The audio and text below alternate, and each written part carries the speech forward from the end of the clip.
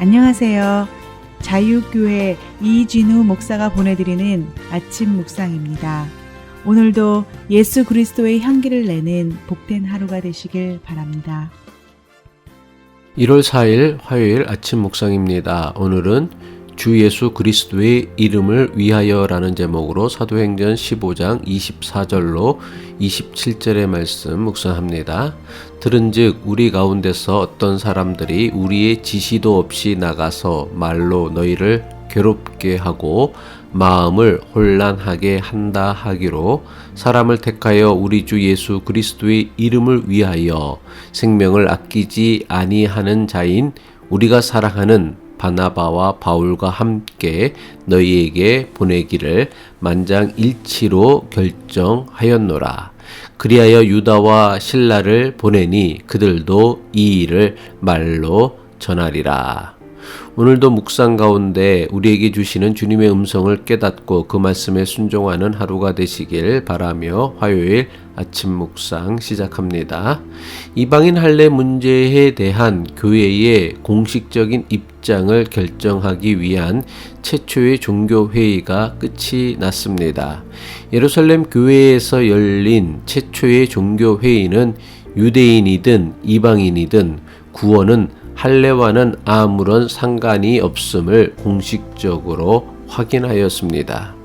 예루살렘 교회는 최초의 종교회의를 통해 결정된 공식 입장을 안디옥과 수리아와 길리기아의 이방인 그리스도인들에게 편지를 보내기로 합니다. 예루살렘 교회가 이방인 그리스도인들에게 보내기로 한 교회의 공식 입장이 무엇입니까? 유대교 교인들은 이방인 교인들에게 할례를 요구하지 말아야 하며 이방인 교인들은 유대교 교인들이 혐오하는 행위를 삼갈 것을 부탁하는 것입니다. 예루살렘 교회는 종교회의를 마치고 안디옥 교회로 돌아가는 바울과 바나바를 통해 교회의 공식 입장을 기록한 편지를 보내지 않았습니다. 예루살렘 교회는 유다와 실라를 택하여 이들이 직접 교회의 공식 결정을 기록한 편지를 가지고 안디옥 교회로 가게 합니다. 예루살렘 교회는 왜 안디옥 교회로 돌아가는 바울과 바나바 편에 편지를 보내지 않고 굳이 유다와 실라를 따로 택하여 안디옥 교회에 보낸 것입니까?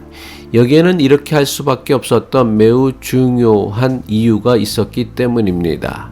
안디옥 교회의 이방인 교인들은 자신들의 구원과 직접적으로 연관된 할례 문제에 관해선 바울과 바나바의 가르침을 따르려고 하지 않았습니다. 예루살렘 교회에서 온 유대인 그리스도인이 이방인도 할례를 받아야 구원을 받을 수 있다는 주장에 미혹되어 안디옥 교회 교인들은 불안과 두려움에 빠졌습니다. 거짓 복음으로 인해 불안과 두려움에 빠진 안디옥 교회 교인들은 할례는 구원과는 아무런 상관이 없다는 바울과 바나바의 가르침을 의심하였던 것입니다. 그래서 안디옥 교회 교인들은 바울과 바나바를 예루살렘으로 보내어 할례 문제에 대한 사도들과 예루살렘 교회의 공식 결정을 받아오도록 한 것입니다. 이것이 바울과 바나바가 먼 길을 마다하지 않고 예루살렘 교회를 찾아온 이유였습니다. 그리고 바울과 바나바의 방문으로 이방인 교인들의 할례 문제를 결정하기 위해 최초의 종교회의가 예루살렘 교회에서 개최된 것입니다. 만약 바울과 바나바를 통해 교회의 공식 결정을 기록한 편지를 보낸다면 이들의 가르침을 의심했던 안디옥 교회 교인들이 그들이 가져온 편지를 믿고 따를 수 없을 수도 있었습니다. 안디옥 교회의 이방인 교인들은 물론이고 안디옥 교회를 찾아와서는 이방인 할례를 주장했던 유대인들이 편지의 진위를 의심하게 했을 것입니다. 그래서 예루살렘 교회는 유다와 실라를 택하여 바울과 바나바와 함께 안디옥 교회를 직접 찾아가서 예루살렘 교회가 보낸 편지를 낭독하게 한 것입니다. 사도행전 15장 27절이죠. 그리하여 유다와 실라를 보내니 그들도 이 일을 말로 전하니라. 예루살렘 교회가 결정한 교회의 공식 입장에 대해 안디옥 교회의 그 누구도 함부로 이 일을 제기할 수 없도록 하기 위함이었습니다. 예루살렘 교회의 사도들은 안디옥 교회의 교인들에게 바울과 바나바를 가리켜 우리 주 예수 그리스도의 이름을 위하여 생명을 아끼지 아니하는 자라고 했습니다. 사도행전 15장 25절이죠. 사람을 택하여 우리 주 예수 그리스도의 이름을 위하여 생명을 아끼지 아니하는 자인 우리가 사랑하는 바나바와 바울과 함께 너희에게 보내기를 만장일치로 결정하였노라.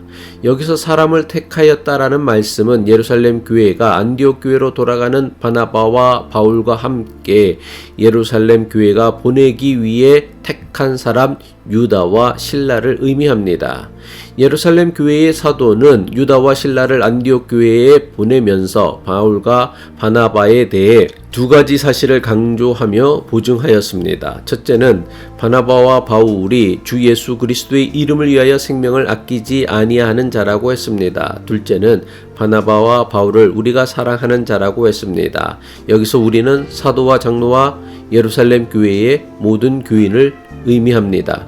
그렇다면 사도와 장로와 예루살렘 교회는 왜 바나바와 바울에 대해 이런 소개를 덧붙였던 것입니까? 안디옥 교회는 예루살렘 교회에서 온 정체를 알 수 없는 유대인들이 이방인도 할례를 받아야만 구원을 받을 수 있다는 주장으로 큰 혼란에 빠졌습니다. 이것은 안디옥 교회 교인들뿐만 아니라 주변에 세워진 모든 이방인 교회의 교인들에게도 매우 심각한 혼란을 일으킨 문제였습니다. 이방인 교인들이 할례 문제로 얼마나 큰 혼란에 빠졌으면 지금까지 자신들이 존경하며 따르던 바나바와 바울의 가르침마저 의심할 정도였습니다. 이런 사정을 너무나 잘 알고 있던 사도와 장로와 예루살렘 교회는 안디옥 교회 교인들이 정체를 알 수 없는 자들의 거짓 가르침에 빠지지 않도록 도울 필요가 있다고 여긴 것입니다. 정체를 알 수 없는 예루살렘에서 온 유대인들의 주장에 현혹당하지 말고 사도와 장로와 예루살렘 교회가 사랑하는 바나바와 바울의 가르침을 따를 것을 강조한 것입니다.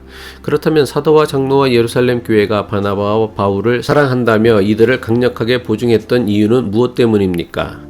바나바와 바울이 자신들의 이름을 드러내거나 자신을 따르고 추종하는 자를 늘리기 위해 복음을 전하는 자가 아니라는 것을 알았기 때문입니다. 바나바와 바울이 자신들 이름이 아니라 오직 주 예수 그리스도의 이름을 위하여 생명을 아끼지 않는 자라는 것을 잘 알고 있었기 때문입니다.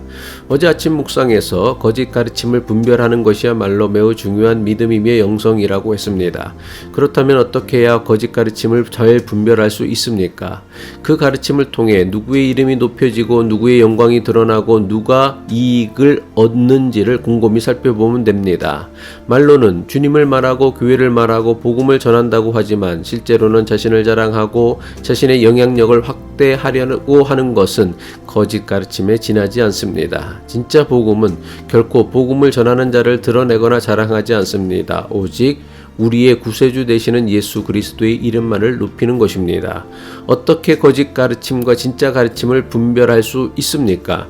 그것이 예수 그리스도의 이름을 위하는 것인지 그것을 전하는 자신의 이름을 위하는 것인지를 주목하여 살펴보면 거짓과 진짜를 분별할 수 있을 것입니다. 기도하겠습니다. 주님, 우리에게 거짓과 진실을 구별하고 분별하는 믿음과 영성을 주옵소서. 교회와 복음을 자신의 이름을 드러내고 자신의 이익을 위하여 함부로 남용하려는 자들의 거짓 가르침을 분별하여 우리의 믿음을 거룩한 믿음 위에 바로 세우는 자가 되게 하옵소서. 예수 그리스도의 이름으로 기도합니다.